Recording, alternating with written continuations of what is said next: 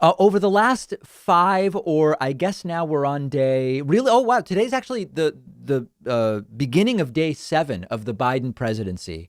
We have seen a dramatic change in what press briefings look like. Kayleigh McEnany, who was Trump's press secretary, was replaced with Jen Psaki, who is Joe Biden's press secretary, and for the most part, she answers the questions that are asked. She's still a press secretary. When it's not advantageous to answer, she won't. But we're actually getting valuable information about what's going on with Joe Biden. Now, one of the additional characters that has sort of come to prominence during the Jen Psaki era is the son of Fox and Friends anchor Steve Doocy, named Peter Doocy. Peter Doocy is Steve Doocy's son. And he, I guess, is now part of the White House press corps. And he has made it a habit to ask the most aggressive question he can. And good for him, except that it's not good journalism. They're just sort of really dumb gotcha type questions. And hilariously, Jen Psaki actually called Peter Doocy Steve Doocy a couple of times. So this is like a whole little subculture thing that's developing in the White House press briefings. And I want to look at some clips with you. It really does seem as though Peter Doocy is trying to make himself known as the tough guy who's willing to hold Jen Psaki accountable, except it just implodes hilariously every time. Here is one clip from when Dr. Fauci joined Jen Psaki last week at her first or second press briefing. And Peter Doocy asked Dr. Fauci about rumors that Amazon was now offering to get involved with COVID-19. And right-wingers say it's bias. Amazon refused to help Trump. Now they want to help Joe Biden in order to make him look good. Here is Dr. Fauci asked about that by Peter Doocy. Yeah. How helpful would it have been if Amazon got involved with the federal response to COVID-19 before Biden took office? And do you know about any plans or discussions ahead of yesterday? No, I don't think I could answer that question. I'd be waving my hands about that. Sorry. Well, one of the new things in this administration is if you don't know the answer, don't guess. Just say you don't know the answer. Yeah. Yes. Now, of course, this has nothing to do with Dr. Fauci. Peter Doocy is, I get it. Peter Doocy is implying Amazon has political motivations for not helping Trump and offering to help Biden. That's if it's true that Amazon didn't offer to help Trump. I don't know. We don't know the answer to that. But the questions about Amazon's involvement during a prior administration either need to go to someone from that administration who was working on supply and logistics, which Dr. Fauci was not, or to Amazon. The idea that that's a question for Dr. Fauci is hilarious. And Peter Doocy tried the same thing with Jen Psaki, the White House press secretary. And on COVID, the question, did the transition officials know before yesterday that Amazon wanted to get involved in such a meaningful way?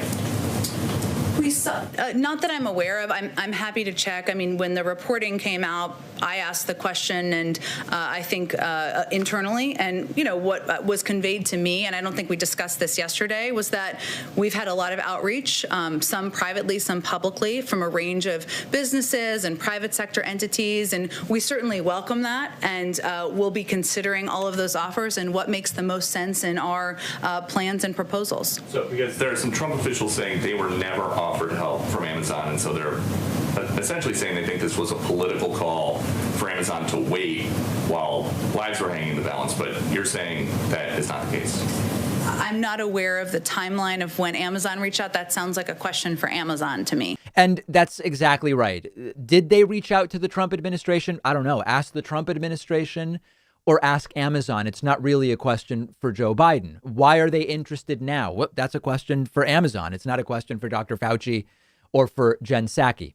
Then he goes to, isn't it divisive that there will be impeachment? I'm sorry, I told you I was going to ask you. I just skipped over you. Go ahead. Right. I'll take it now. So if President Biden wants a theme of his presidency to be unifying the country, does he think that Nancy Pelosi and Chuck Schumer should drop a potentially divisive Senate impeachment trial? The answer should be the same every single time. Joe Biden will play no role whatsoever in the impeachment trial. He is not going to try to get anyone in the Senate to do anything. He is not going to try to influence anyone in the Senate not to do anything. Joe Biden was not in the Senate when the House voted on impeachment. Joe Biden is not in the Senate now. It would be inappropriate for Joe Biden to exert any influence one way or the other. He will remain totally out of it. That is the exact right answer, and that's the answer that should be given every single time. Peter Doocy then also asked, why didn't Joe Biden wear a mask on, quote, federal lands during the inauguration at the Lincoln Memorial? Go ahead. Why weren't President Biden and all members of the Biden family masked at all times on federal lands last night if he signed an executive order that mandates masks on federal lands at all times? At the inaugural At the Lincoln Memorial, yes. And of course, they basically were wearing masks most of the time. Masks did come off at one point for some photographs. It was just Biden's family together.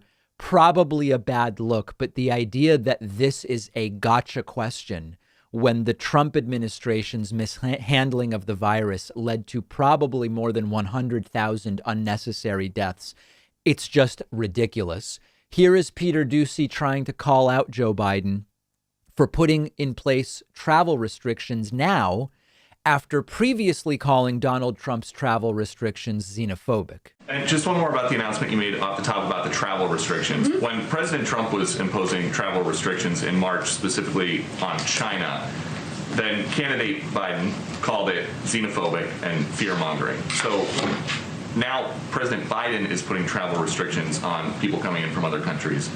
What word do we use to describe that? Now, this is just not true. This has been repeated ad nauseum. Biden said it was xenophobic. He said the travel restrictions were xenophobic. The truth is that Biden supported COVID travel restrictions and he called Trump xenophobic, but not for the COVID travel restrictions. This is one of those where if you repeat it enough times, it sort of becomes true. But Joe Biden didn't say the COVID restrictions were xenophobic. He supported them. And he also said that Donald Trump was xenophobic for other reasons.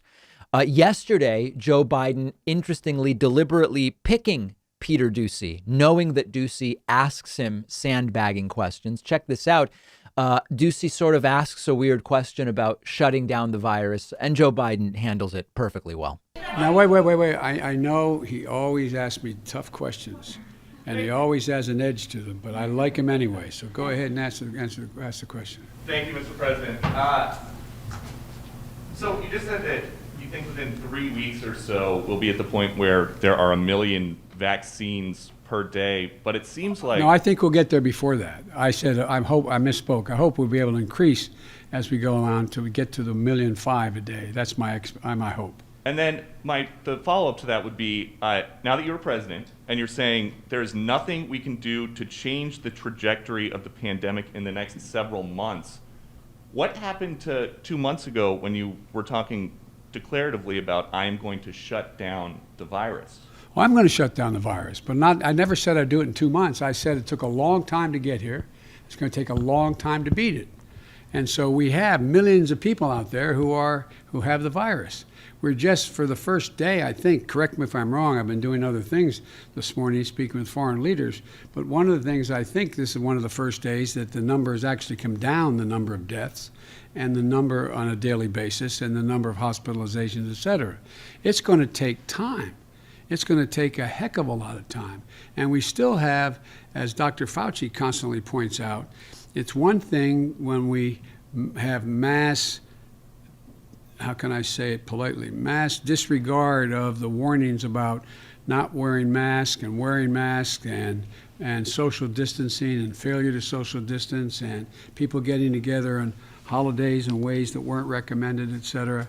We see, first thing that happens is we see the number of infections go up. Then you see the hospitalizations go up. Then you see the deaths go up. So remember that as reported yesterday, 69% of the country approves of Joe Biden's week 1 handling of the pandemic.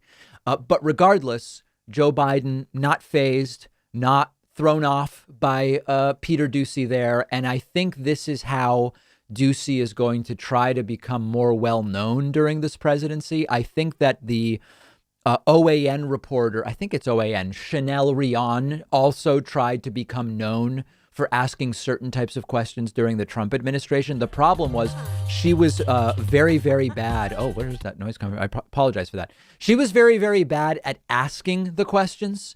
And so she never really became super well known.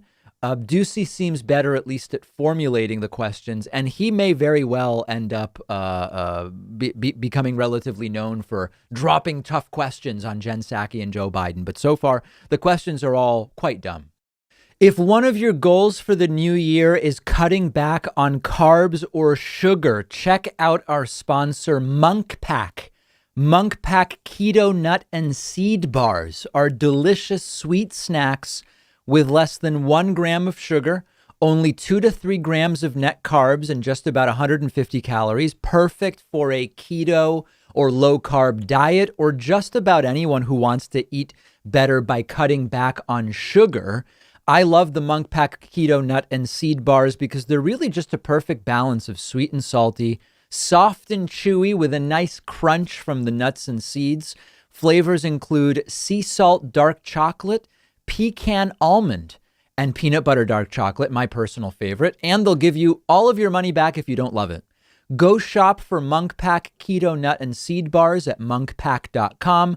The link is down below, and they'll give you 20% off when you use the coupon code Pakman.